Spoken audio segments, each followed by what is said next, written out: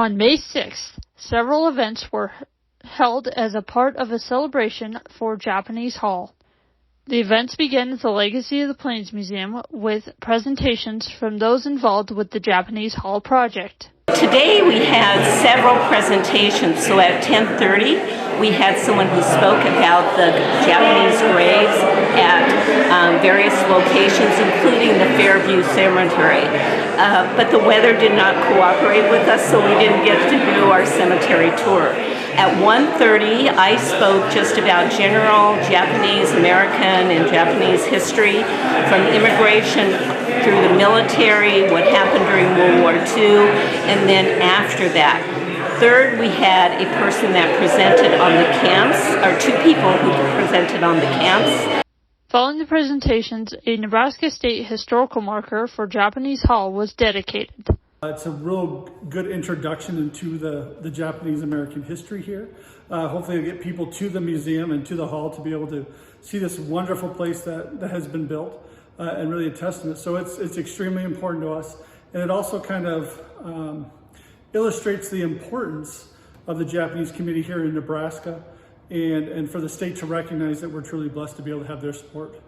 Several of those involved shared their experience with the project following the dedication.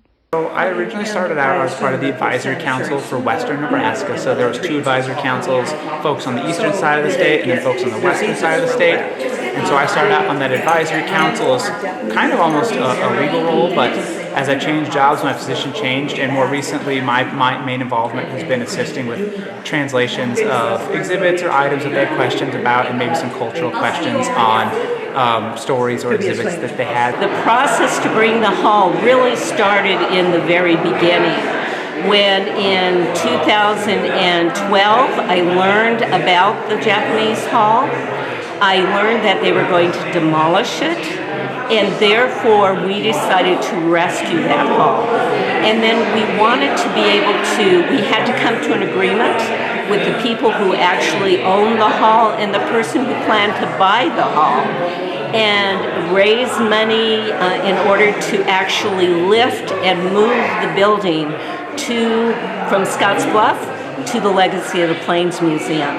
And it was such a thrilling day back in 2019. One of my favorite things is just watching the hall move through the Mitchell Pass. And can you imagine what our pioneers thought about a whole building moving through Mitchell Pass? The final event of the day was a special advanced screening of Nebraska Public Media's Nebraska Stories, Rescuing Japanese Hall documentary. It's the story of moving the Japanese Hall from Scottsbluff to Legacy of the Plains. The story that of that moving, and it's been a process. It was a 10-year process. Tonight we're having a screening of the Nebraska Stories special episode called Rescuing Japanese Hall. It's been a project that began actually just kind of by accident as a result of working on an original story called The Invisible People that we produced. Oh gosh, we started working on that in the spring of 2014. That project, that story aired in 2016, I believe, and by that time when we were working on that essay, we learned that Japanese Hall was under threat of being demolished. And so we were like, well, we had heard that there were efforts to try and preserve the hall, and we just decided that it might be a good story to keep an eye on. And of course, Vicki and her team rallied, and they started this huge grassroots effort, and the momentum, got behind her and the idea, and we're like, okay, then it just seemed like a natural that we should follow the story.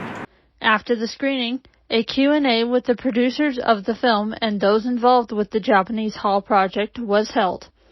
Throughout the night, organizers stated that they were very thankful for all of the community support that has been given to this project. Be sure to check out the community calendar and more stories from around the area on our website at www.arcadia.org. aroundthetownnews.wordpress.com.